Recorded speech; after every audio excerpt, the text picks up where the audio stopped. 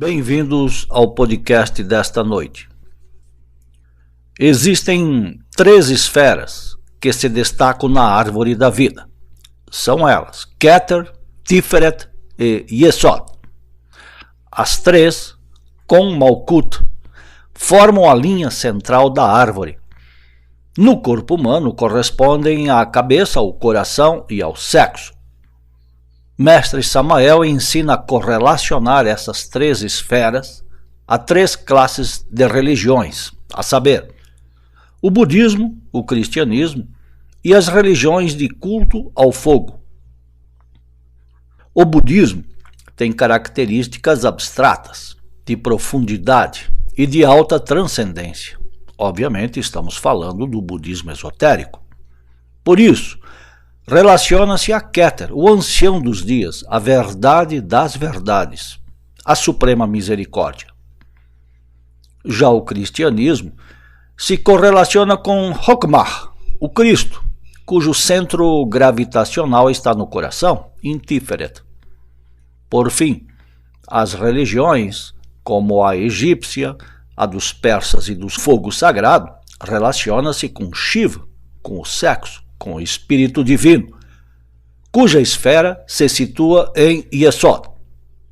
Portanto, cada religião tem seu centro gravitacional em uma das expressões do Logos triuno. E aqui talvez haja alguma dificuldade de entender o Logos como sendo 1 e 3 ao mesmo tempo. Keter, Hokmah e Binah correspondem ao mesmo Brahman, Vishnu e Shiva. Independente dos nomes dados aos 3, eles formam uma trindade dentro de uma unidade. Significa uma realidade, 3 expressões. Cada um dos 3 em si mesmo é masculino e feminino. É suficiente verificar a mitologia hindu, onde encontramos Brahman Sarasvati, Vishnu Lakshmi e Shiva Parvati. Percebe-se claramente que na Cabala e no cristianismo o feminino foi retirado, ou dele pouco se fala. Somente autores e estudantes muito atentos e abertos ao tema se motivam a buscar e a sinalizar declaradamente a presença feminina em cada aspecto da coroa sepirótica. Muita gente confunde a Santíssima Trindade com as 3 forças geradoras. Percebe-se que na Trindade estão contidas 6 forças, 3 masculinas e 3 femininas, formando a estrela de Salomão. Em troca, as forças geradoras são masculina, feminina e neutra. Cremos ser importante repetir e enfatizar que o Logos em si mesmo, como unidade perfeita, é masculino e feminino. Para criar, se desdobra e torna a se reunir em Yesod. Malkut não existiria se tal união não se realizasse em Yesod, pois o corpo físico é modelado desde o primeiro momento pelo corpo etérico ou corpo vital, cujo assento cabalístico é Yesod. Em gnose aprendemos que o centro sexual está relacionado com a garganta. Em outras palavras, sexo e laringe possuem íntima relação. De fato, não é difícil verificar isso, até mesmo na vida prática. O centro sexual gera novas criaturas, multiplica a espécie. A garganta é o centro gerador da palavra, do verbo. Na árvore da vida, portanto, verificamos a íntima relação existente entre Yesod e Da'at. Em Yesod criam os homens, em Da'at criam os deuses, o espírito, o Logos. Esclarecidos esses aspectos da árvore da vida, examinemos agora outra importante característica. Referimos-nos aos 3 triângulos presentes na árvore. O primeiro, já sabemos, é formado por Keter, Hokmah e Binah. Esse é o triângulo do pai, o triângulo logóico. O segundo triângulo é formado por Chesed, Geburah e Tiferet. Esse é o triângulo do Filho, ou triângulo do Espírito manifestado.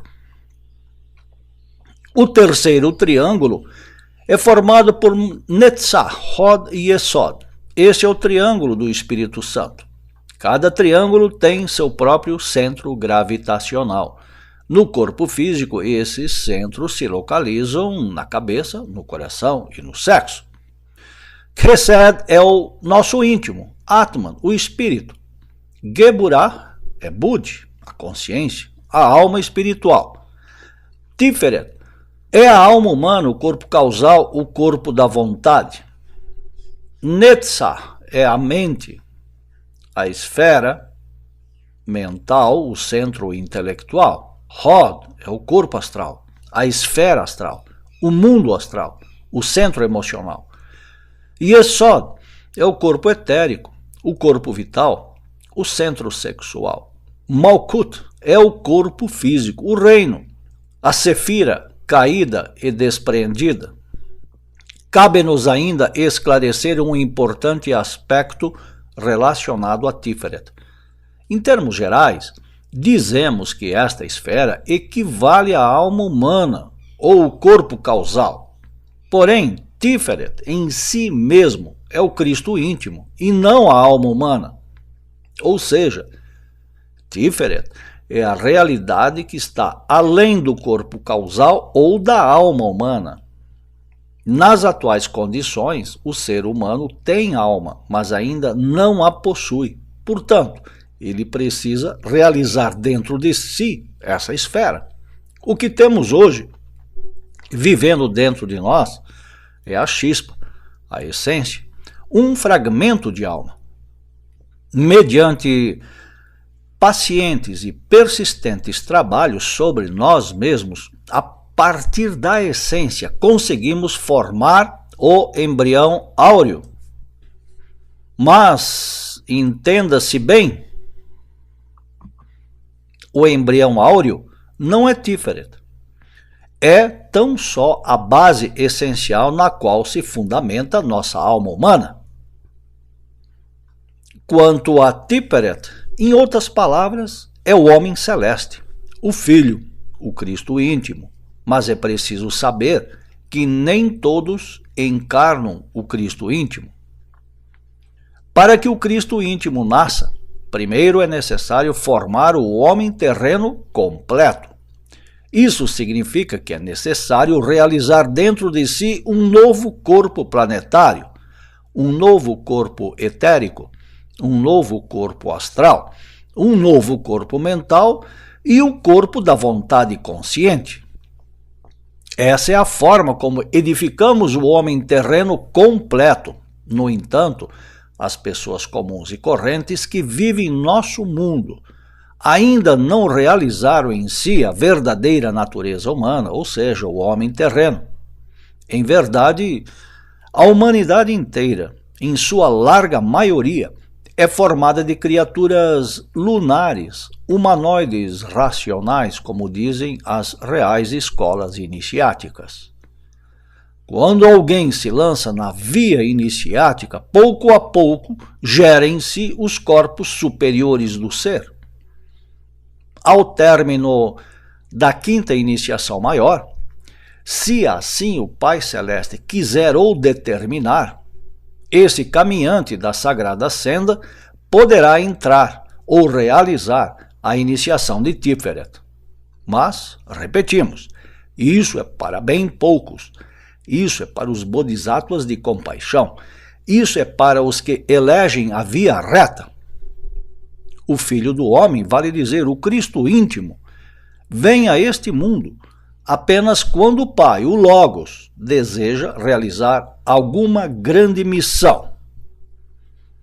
O Cristo sempre nasce num estábulo em meio aos animais. O recém-nascido é muito frágil ao nascer, mas à medida que se fortalece dentro do homem terreno, à medida que elimina de si os elementos bestiais, se prepara e se capacita com a permanente ajuda de sua Divina Mãe Kundalini para cumprir sua missão.